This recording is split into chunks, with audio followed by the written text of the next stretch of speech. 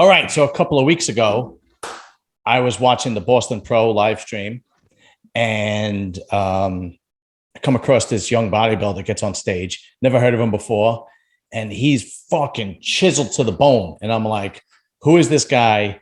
I gotta fucking see if I can find him on my Instagram, which I did. And that guy is Doug Fruchey. I got it right? That's it. Okay. So Doug, listen. When you were at the Boston Pro, everybody was like, Justin Rodriguez was clearly the most in condition. Steve Kukla was clearly the most in condition. William Bonac. And I disagree. As far as bodybuilders, yeah, they were probably the best bodybuilder. But the guy that was in the best condition was you. Well, thank you. Yeah. Thank you very much. Yeah. How was that? How was that experience being at the Boston Pro? Was that your first pro show? No, it was actually my third. I turned pro last year in Mexico, in Guadalajara, and then I did Tampa and Dallas pretty much back to back.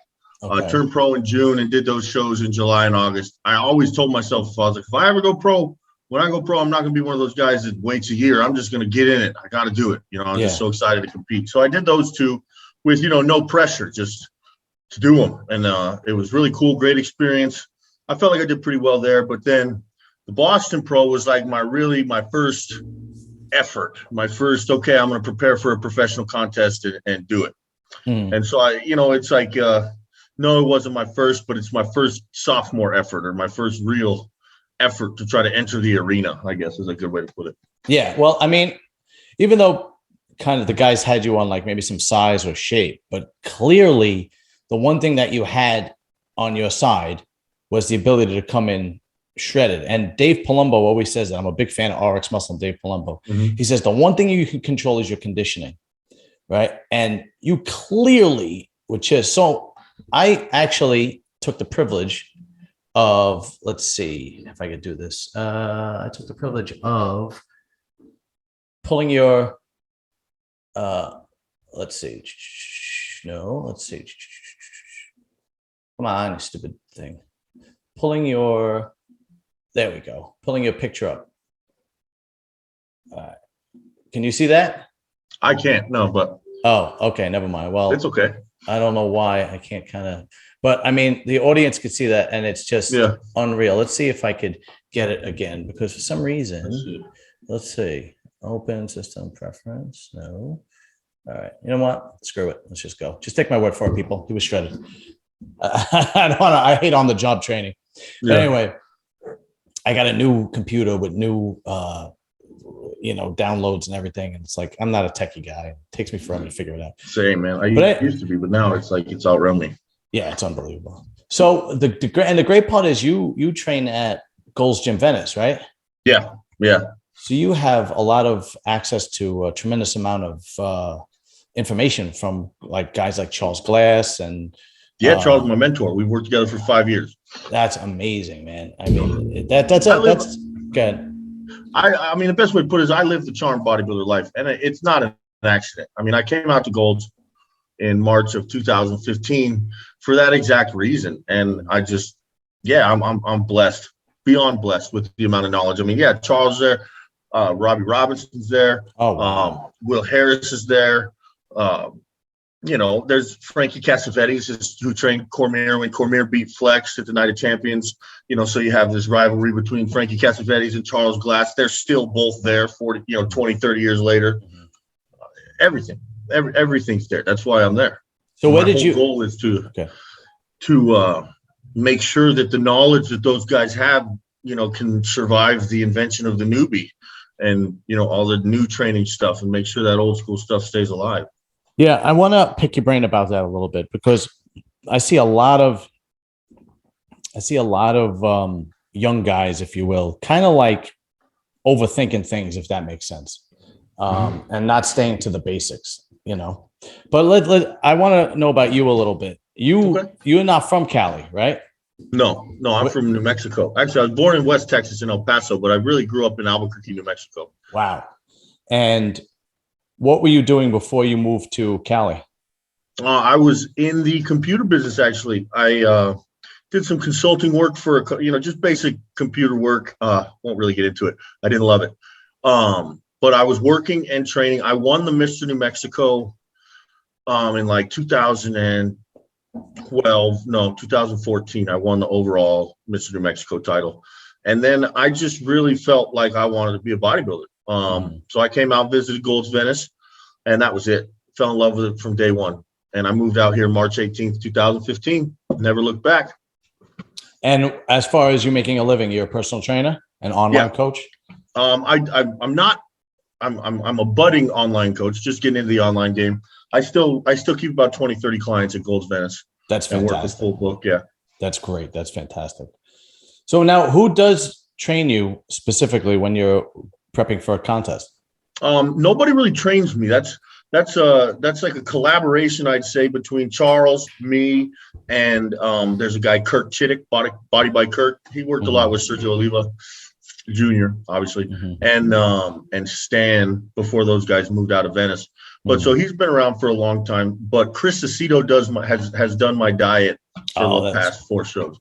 Chris does my my nutrition. So you pretty much have training goes. I kind of run that myself. So you pretty much have the best of the best. You pretty much have like the best nutritionist and the best ability to get knowledge in Venice Beach with Charles Glass and so on and so forth. And as far as I know, Chris Aceto is, if not the best, one of the best nutritionists. Definitely one of the tops for sure. Definitely. Absolutely. Yeah. So you go into the Boston Pro, and what was your goal, if you will? Because that lineup was stacked, and you had to know going in it was going to be stacked because it was a week after the Arnold. Yeah. I actually signed a contract for the Boston Pro in December or January.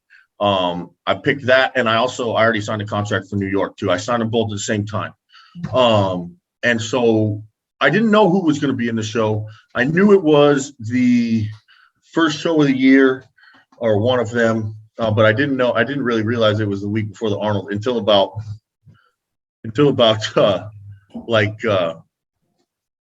mid-February, when I was like, oh shit, the Arnold's a week before, huh? Okay, cool. Well, I figured more guys for the Arnold would show up. I mean, it's a week later. It's not even that far away. God knows if I'd done the Arnold, I sure as hell would have stayed. You know, Samson actually flew home to across the pond and came. I couldn't believe it. I was like, why would you do that? Yeah. But anyway. Yeah, that's right. Samson Dowdle went home to the UK and came back in a week. I don't know why, and he looked amazing. Crazy. And I think Bonac did the same thing, only he went to the Netherlands. I'm pretty sure. That's a long flight. Yeah. I mean, I flew from LA to New York. And that's a pretty long flight. But anyway, so my goal going into Boston was really to make a splash. Okay. You know, I mean, I'm fully aware of especially now after Boston, when it was finally really communicated to me, but I'm fully aware of my shape issue, you know, and what we got to do to get where we got to go. If I can do it, we'll see. You know, we'll see if the body can handle it and stuff, because I'm just kind of a bigger frame dude. But I'm fully aware of that. So I really just wanted to come in and make a splash. I really don't feel like anybody knows where I'm at down here in Gym Venice. I don't think anybody really knows what I'm about, and I don't feel like. Or kind of like you said, I feel like there's a lot of stuff that I'm doing over here that, because especially post-COVID, now that I'm the only guy left in Golds, I guess I'm the most notable bodybuilder left in Golds. I mean, Charles trains Muhammad Shaban there sometimes, but really it's me. I'm there, you know? Yeah. And I really, that's what I wanted to do. So, and as I started getting in shape and looking at the way my body was changing, I did some really crazy stuff, really unconventional things getting ready for the show that worked tremendously. And I just was like, they don't even know who's going to show up. They don't even know who's coming. I knew it coming in. And as I watched the water come off me, I was like, holy shit, this is going to be something cool. Like, this is really amazing. Yeah. I mean, if you're a bodybuilder, you know exactly what I'm talking about when you're watching yourself in a hotel room and you're like, holy shit, please don't fucking pull water. Please don't all that shit.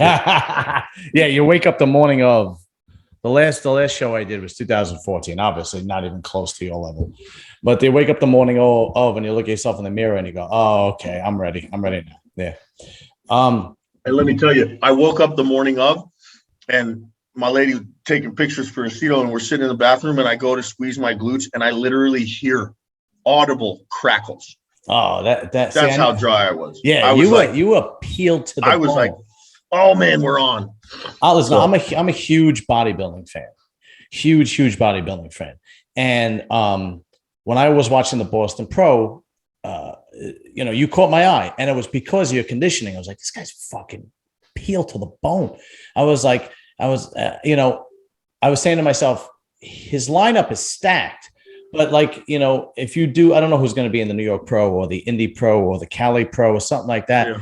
Yeah. You probably would have done a hell of a lot. But I mean, you pretty much had an Olympia lineup with the exception of fucking Heidi, Big Ramy, and Brandon at that show. You really did, and wow. to be able to, you really did. I mean, you really, those three, and you have Mr. Olympia, but you probably would have, broken the top 5, top 6 in a show like the Indy Pro, the Cali Pro, something like that on conditioning alone,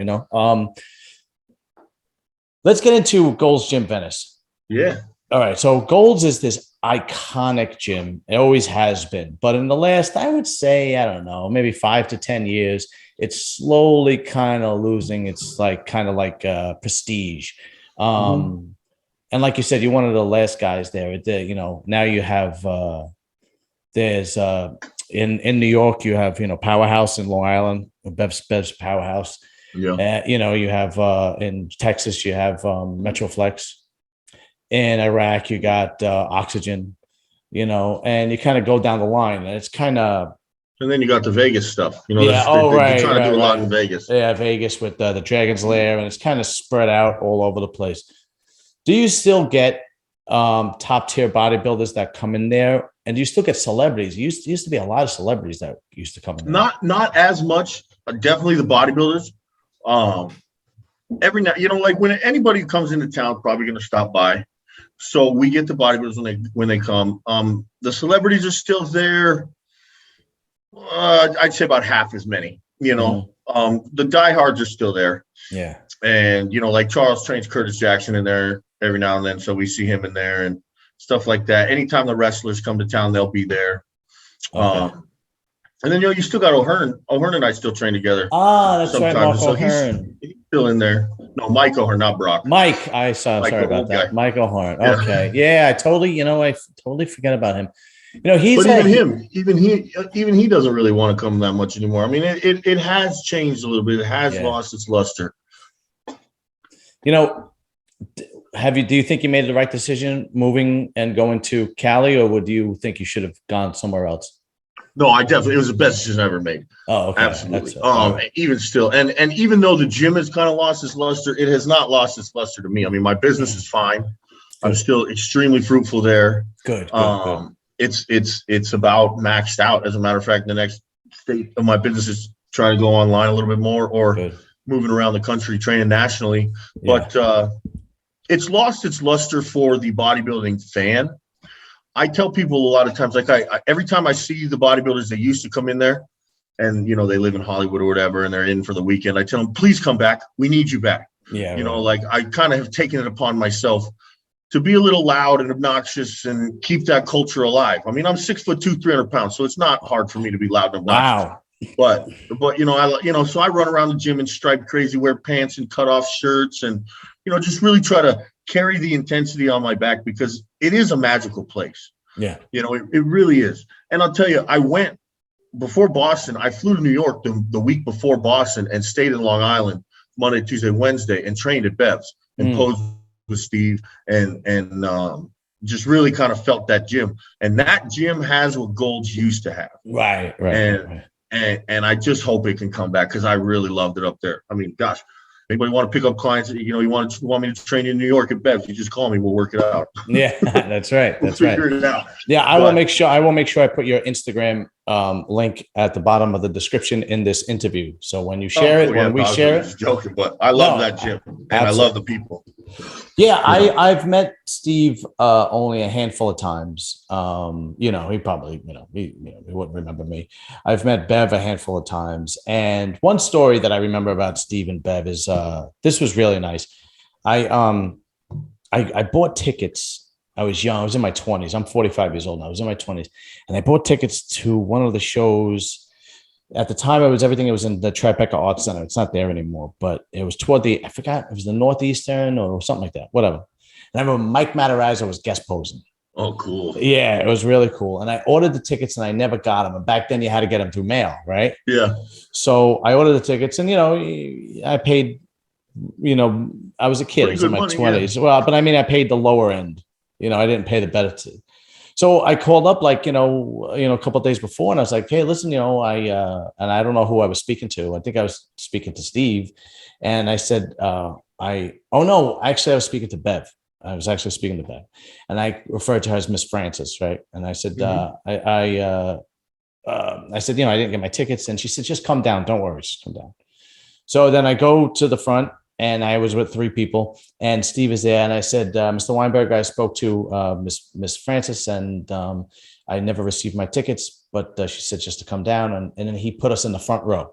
Oh, how cool. Yeah, that was cool. And then I was able to see that lunatic Mike Matarazzo pose right in front of me with his tongue out and the whole thing. And they play the video from the 98 Olympia where he's up there, the one that Ronnie won. Mm-hmm. After his first win after the 9th place, and Matarazzo's up there shaking his head, doing that crazy. They play that video every morning at Gold's. I see that every morning. Do they still have every picture of the Olympia winner up there?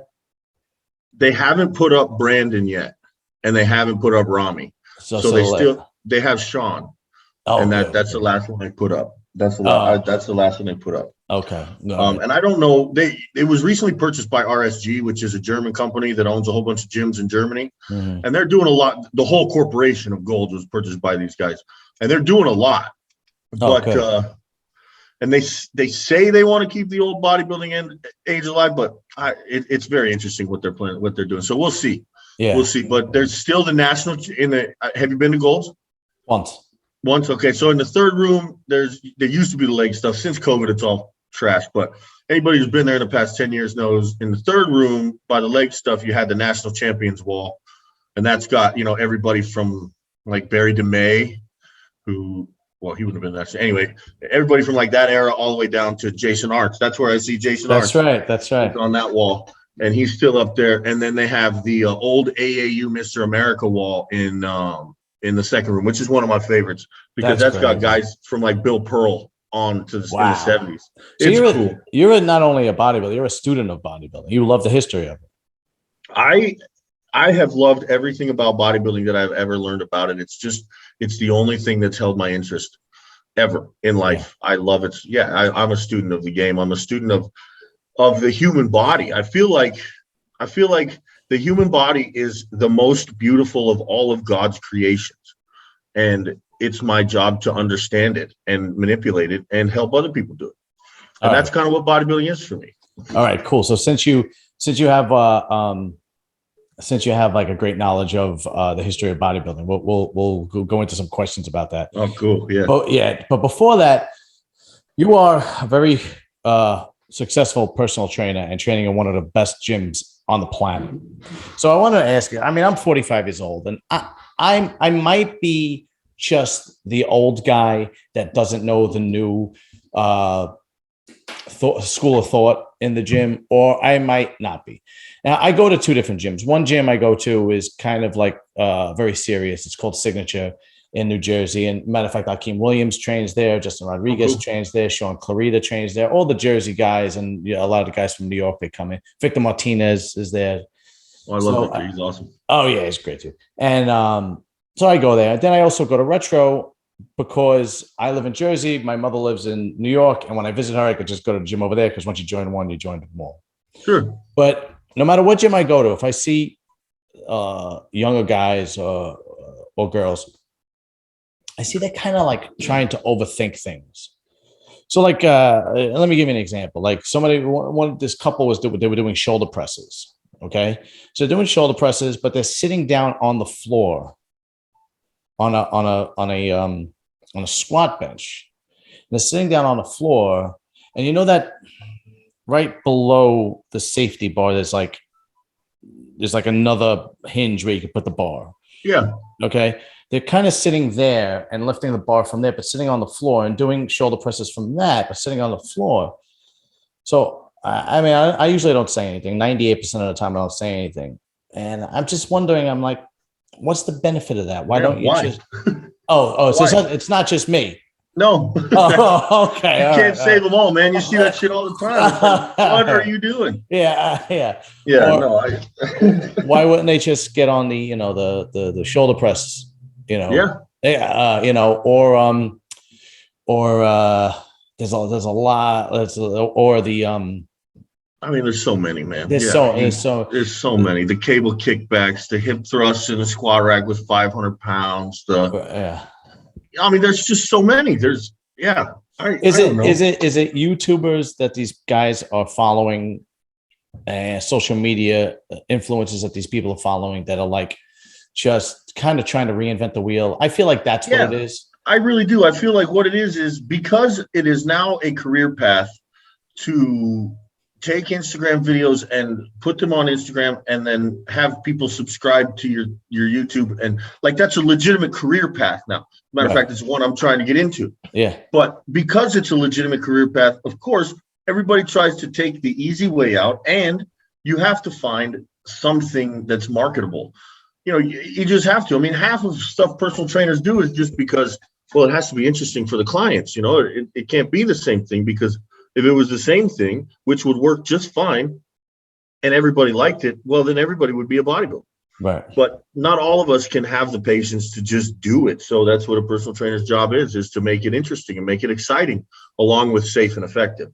Right. But people forget about the safe and effective part, the knowledge that goes behind it. And so you take this 22-year-old that looks really good in Gymshark stuff, who's sitting on the floor doing shoulder press with a bar because it looks cool. Right. And then people are going to go do it.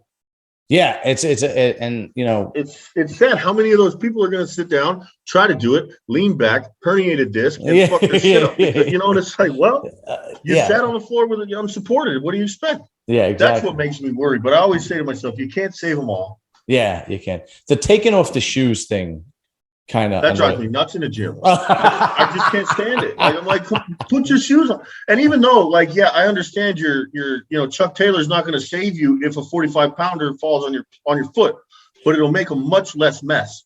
And it'll be less. It's just gross. I don't like it at all. I never like it.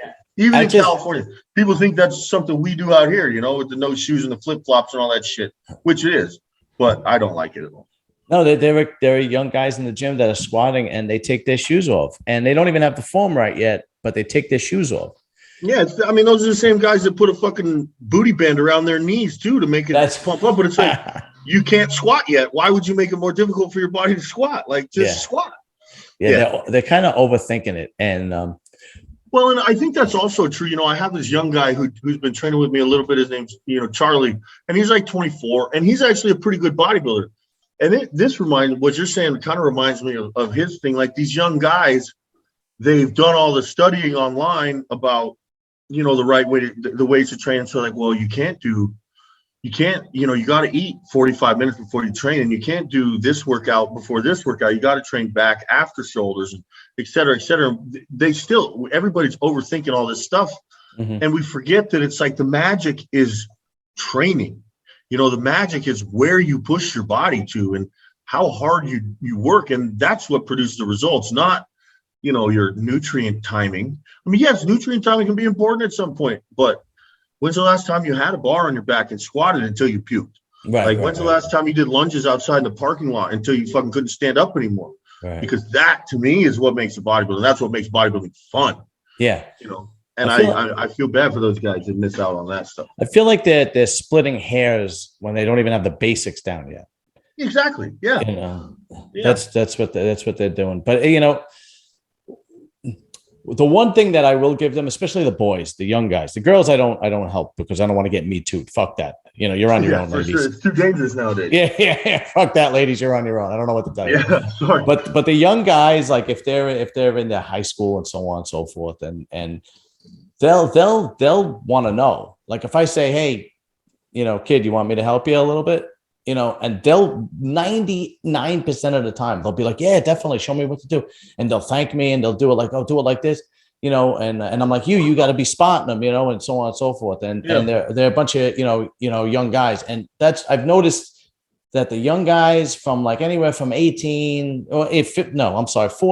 to like 25, they're willing to learn, Mm-hmm. And then what I do is I usually tell them, look, if you want to know anything, follow this guy, follow that guy. And the guys I always say, I was like, follow Charles Glass, follow Dave Palumbo, follow, these are the guys that have been around for years and have accomplished major things. Don't follow the social media people. But so you're a big fan of bodybuilding history. So here's a great question for you. Give me the top. I don't want to say top five. Top five is too hard. Give me the top 6 greatest bodybuilders of all time in your estimation. Okay. Ronnie, Jay, those two are 2 of my tops for sure. Ronnie and Jay. Okay. I really like Gunther. Gunther was somebody I always admired a lot. Mainly, I have a little, you have to understand, like Charles has told me stories about Gunther, when they were training together. So a lot of the reason I like him is because of those stories and how that goes. I also always really liked Marcus Rule. Let's see, that's 4 so far. Barry DeMay fascinates me because of how young he was and how good he was. That's 5. And then, of course, we'll go with Lee Haney as 6 because nobody's mastered the game as classy as he has. No, Lee Haney is definitely on my list. There's no question about it. He was. I met him. I turned around after prejudging at Nationals one year. I turned around and got a cup of coffee. Turned around, he was right there. I was like, "Oh my God, it's Mr. Lee Haney!" Holy cow! We had a nice conversation. It was cool. He's just the nicest guy. Holy cow! I feel like he doesn't get enough. He doesn't get enough clout. Probably because he was way before the social media thing. Like you can look up Ronnie and you can look up Jay, even though it was kind of before social media because they had video cameras and so on and so forth. But Lee Haney does not get enough. No, I think there's I've seen 1 or 2. I think he did 1 road to the Olympia in like 1981 or something like that. Yeah, he doesn't have nearly enough footage or clout. He was a master of what he did. And he was like, okay, well, I conquered everything and I'm 29 or 30 years old. I'm out of here. See ya. That's it. Yeah. Well, I think he knew the handwriting was on the wall when Dorian came second in his last year. He knew, and that takes a lot. You know what I mean? Like, he's like, okay, well, I won 8 of them. I've made history. We're done here. I see what's coming around the corner, and that's it. Yeah. And so a lot of guys don't do that. Dorian didn't do that and Phil didn't do that. Jay made the comeback. A lot of the guys always think they have 1 or 2 left in the tank, but Lee was like, okay, I see what's happening. I've made my statement. And we're done. I think with Lee definitely, I don't think Mr. Haney really agreed with the direction it was going when he saw Dorian. And I think that might have been kind of the reason, like, I think I'm good where I'm at. I don't want to push my body that direction at this point. That makes a lot of sense. That he was, because we know that Jay and Ronnie didn't feel that way. Right. But I think with Lee, I would bet that because that's probably why he's the only one to do it. Because we're all bodybuilders. So if it was the normal stuff, like, well, I really just think I have a little bit more, I can beat him. I'm sure he would do it. Would have considered it more. I always wonder if Lee Haney would have used one of those newbies if he had the opportunity. What do you mean? Those little everybody's using those things stuck on their legs and stuff for training now, the electroshock things. Oh yeah, that's right. I always wonder if guys back then would have used it. I think guys back then would have used anything they could have, just like we all would have. Just like we all would have. Advantage. Absolutely. All right, let's see. Who do you think is the most overrated Mr. Olympia? I hate to say it, but just because he's so underknown. Like Chris Dickerson, maybe. I think he's overrated, or I didn't say underrated. Overrated. Overrated. Yeah. I don't even understand how he could have been a Mr. Olympia. I think I don't really like Rami's bodybuilding style, so I would call him overrated. But that's not necessarily.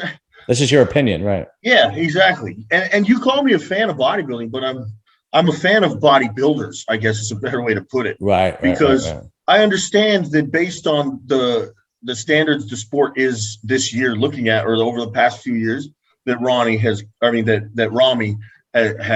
done very well and grown, and he's got a crazy freaky physique. personally, I think Hottie should beat him every time he steps on stage with him, because I think Hottie is fucking ridiculously amazing. Hottie is insane.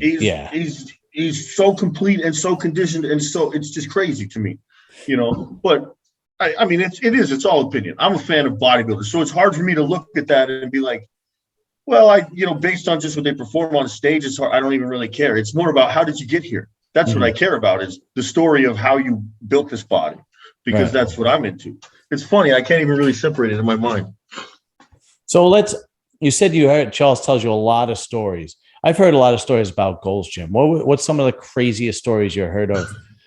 Like maybe from the 70s, 80s, 90s, whatever. I hear a lot of crazy stories about Lyle Alzado. He's a fucking crazy dude. But like the nicest guy. One of my favorite stories is, the Barbarian Brothers. Sure. Lyle Alzado grabs one of them by the hair and says, "Go get your brother so I can kick the shit out of both of you." And then they went outside and fought. That's a good story. Oh, wow. Did they really? Yeah, Lyle Alzado apparently was just pretty rowdy. Yeah. There's stories about Charles being rowdy, and there's one cool story I've heard is you had Chris Cormier and Flex Wheeler, both pros, and both kind of vying for that the Olympia bid. This was like 94, 95, something like that. And Chris used to train with Charles and Flex and Paul and Rico. All three of them used to train together, and then they got in a fight, and then they all both decided to do the Night of Champions. And so a guy named Frankie Cassavetes, who is still my bodywork guy, he's more of a boxing coach, but he did coach bodybuilders then and a lot of athletes. He coaches he works with like Ray Liotta. He's pro camp in Gold. Frankie's been there forever, 45 years. So he takes Chris, and Charles trains Flex. And if you watch, there's a video. I'm pretty sure it's a Road to the Olympia where both of them are in there. And Cormier sits down at 495 on the incline and just bangs it out for like 15. Stupid. Frankie says Chris Cormier is the strongest guy he's ever known in his life. But anyway, Frankie's the one training him, and then Charles is just across the gym training Flex. And then they end up training together. And you just get to watch the video as these guys come together, and it's Charles and Frankie, who this is a century of bodybuilding knowledge, right? Together working, training these two massive athletes. And it's just like, to me, that's the kind of shit that's so cool. Yeah. And just to watch. Like Frankie tells me, he goes, I used to have to take a cycle just to train Cormier. He was so strong. It's just the rowdy stories about Golds back in the day.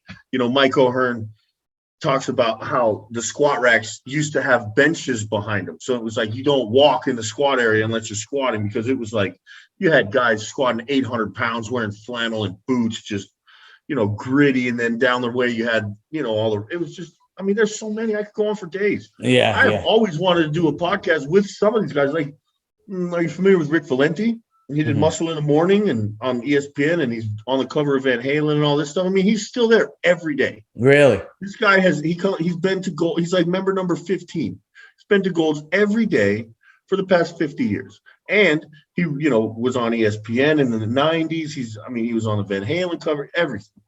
These guys are just there all the time. And I've been trying to get Mike Christian to come on. Oh, really? I just talked to him yesterday. We're gonna do a Platinum Everywhere revamp. Oh, very cool, man. I'm in love with those 90s clothes, and he used to make the crazy pants that I wear all the time. Oh, yeah, that's right. I just talked to him. We're going to try to do a revamp of his line. He had a line with Gary Stridham that he sold in Gold's Gym. Oh, that's pretty cool. So we're going to try to redo those clothes. Yeah, I'm pretty excited. I hit him up on Instagram. He actually gave me his email. I emailed him a couple of times, but I don't think he's very into checking his emails or whatever, because seem like it. He never got back to me. But I would have loved, because I heard some crazy stories about him. I heard he was a legitimate tough guy. Oh yeah, he was a gangster. Him and Charles grew up in Compton. They grew up in Compton. Tookie Williams is the guy that started the Crips. Right. They used to train together. They used to train together all the time. Compton. Yeah, Charles told me that story too.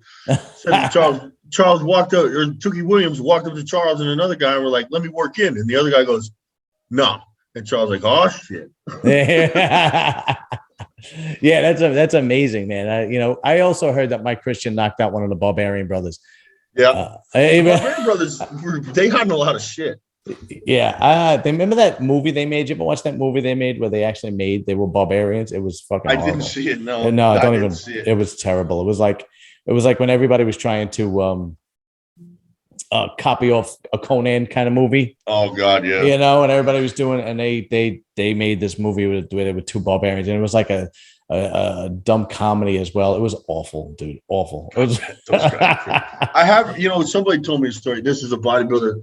It's actually Dave Fisher told me the story. Dave Fisher owns Powerhouse out in Torrance, a little further away.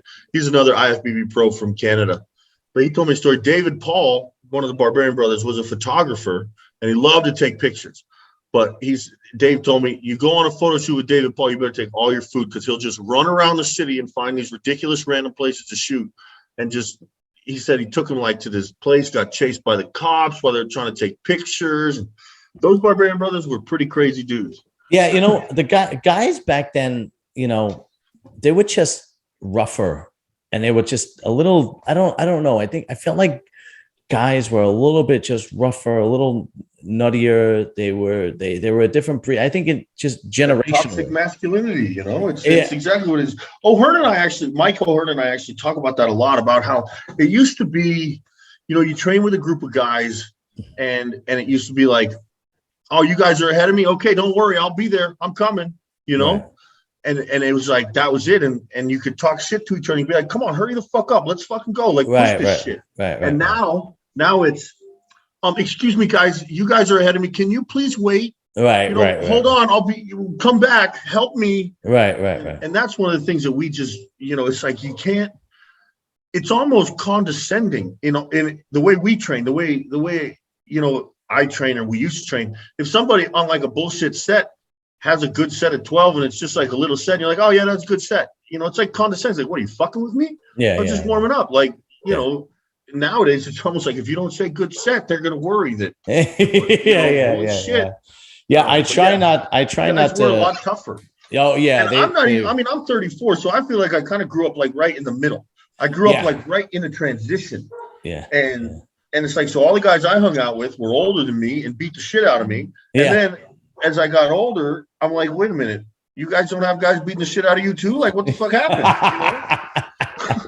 Well, there was this one story that I heard, and it kind of sums it up, where, when we were growing up and you went home and you said, Mom, my teacher yelled at me today, your parents would say, well, what'd you do? Yeah. You must have did something wrong in order for your. And now the kids go home and they say, Mom, my teacher yelled at me today. And they say, how dare that teacher yell at my kid? And then they go up to the school and they confront, the teacher. So then what happens is you kind of basically give this child, an unrealistic sense of entitlement. Mm-hmm. That's crazy. So like, for example, like this story where this comic, I don't know if you ever heard of this comic, Andrew Schultz. Funny, really funny comic. In the middle of his set, somebody was having a seizure. So they had to call the paramedics in, stop the show. They rushed the person to the hospital, whatever. So he goes back to the show, but now he's cracking jokes on the guy who had seizure. And everybody's laughing. And this one girl stands up and says, I don't think that's very funny.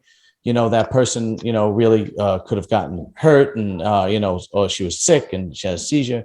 And he said, well, what do you do for a living? And she said, I'm an EMT worker. And he said, well, why didn't you help her? Wow. Yeah. And that's where you are. They want to be virtuous and they want to yell and scream and seem virtuous for themselves, but they don't do anything. They're not going to do anything. Really and it's pathetic. And you could joke about anything. I'm sorry. You could joke about anything. My sense of humor has nothing to do with my actual opinion. You know what I mean? Nor should you be held responsible for every joke you have to be, completely based on your real opinion. Things are funny. That's it. Yeah. Things are funny. Yeah. Cultures have certain different ways about them, and you can make fun of certain cultures. It's not racist. It's just fucking, but whatever. It is what it is. We're getting off on a different topic, So you are going to be doing the New York Pro. Yep. All right, cool. I will most likely I will be there. Cool. That's awesome. Yeah, because it is the New York Pro is not held in New York anymore. It's held in New Jersey. So they say it's in White Plains now. Oh, it's in White Plains. I'm sorry. Plains. Usually it's either in Teaneck, New Jersey, or if it's in White Plains, still it's not far from me. It might be 40 minutes away from me. Yeah. So I will definitely be there. I know what's his name is doing the show too. I said his name before. William Martins, the Brazilian bodybuilder. Oh, cool. Yeah, he's good. I'm excited to get on there. And I know that yes, good. There's one guy I'm excited to see just because being a bigger guy, I'm always looking at the bigger guys. So there's that one guy coming from the Elite Pro that looks like he's got a little head. Michael Kruzik or something. He's doing the really. He's coming to the New York Pro. So I'm excited to stand next to him. Oh, wow. I have a feeling he's going to get smoked. I will see. Those Elite Pro guys. Anytime I've ever met an Elite Pro guy, I do a lot of stuff in Mexico. So there's some guys down there that are Elite Pro, that whole thing between Santoja and Mannion. I don't understand it, whatever. But so I've met a couple of those Elite Pro guys, and they are always like, I don't know if they use like certain cameras or what, but they're never as impressive as in person. It's very interesting. So I'm interested to see this guy because everybody says he can compete in the real IFBB. I think he can if he comes in harder, but he never really, when I see him, he's never he's not going to be as hard as you are. I'll put money on it. You know what I mean? I'll be harder than I was in Boston. Yeah, exactly. I'll put money, like he's massive. He's got a small waist, great legs, huge arms, huge shoulders, but I would put money on that he comes in off only because he's won so many shows in the Elite Pro as a big guy. And now, these guys, William Bonac was fucking chiseled and the pop and the muscle bellies. And it was just, he posed and it was like, boom, and he was so impressive at the Arnold and so impressive at Boston. I don't see that with those guys. I think there's potential. I think there's potential for that. But those guys, I think it's coming from college to the NFL. I think that's what's going to be happening. I think so too. And that's really like that's how I feel. Like I look at those guys. Like you're absolutely right. Like Bonnick and even like Max Charles and Kuklo and all those dudes that have been there for since I was a kid watching MD. Right. Like. It's like you look at Bonnick's chest and delt, and you can see all of the fibers of the chest go under all of the fibers of the front delt. Like, it's amazing. It's out of this world. It's out of this world. And that's the thing. It's funny because people are like, my personal training clients who aren't bodybuilders, they'll ask me like, well, what the hell else do they want, Doug?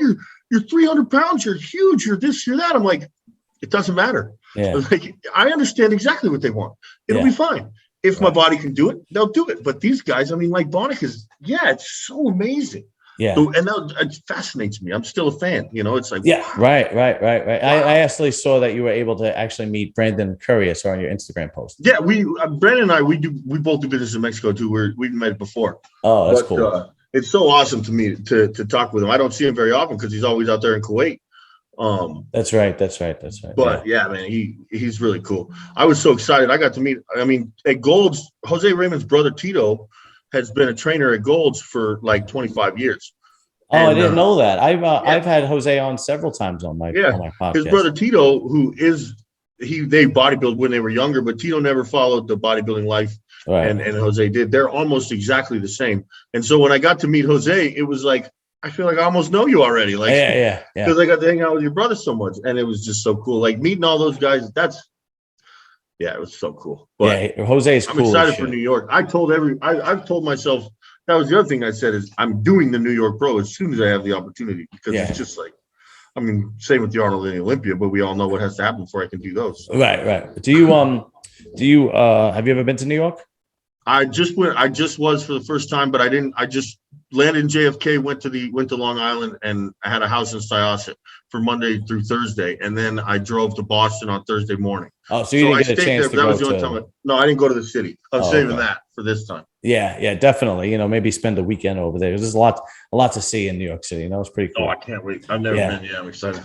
All right, cool, Doug. I'm gonna let you go, man. Rock on, man. Thanks for having me. This is good. No, thank you. I appreciate it, man. I appreciate all you guys that come on because I know it's a lot of time that you have that you don't have, and you give a section of time to me, and I'm very grateful for that. Believe me. Thank you. Of course, man. And we'll definitely have you back. Maybe we could do some kind of like maybe a wrap up or recap when maybe in your off season or something like that. And we'll see how you do. Yeah, that'd be cool. Yeah, definitely. We'll Cool. definitely, I'd love to. And we'll keep in touch. Definitely. And, but dude, listen, much love, much respect. And I really feel like, you got the knowledge behind you. You got the people behind you. You're going to be fine, bro. There's no question. It's the passion, man. I got the passion for it. So I won't quit until it's time to quit. Yeah, we're going to do it. Whatever it takes. Doug, good luck to you, brother. Man. Thanks Talk again. soon. All right. Bye-bye.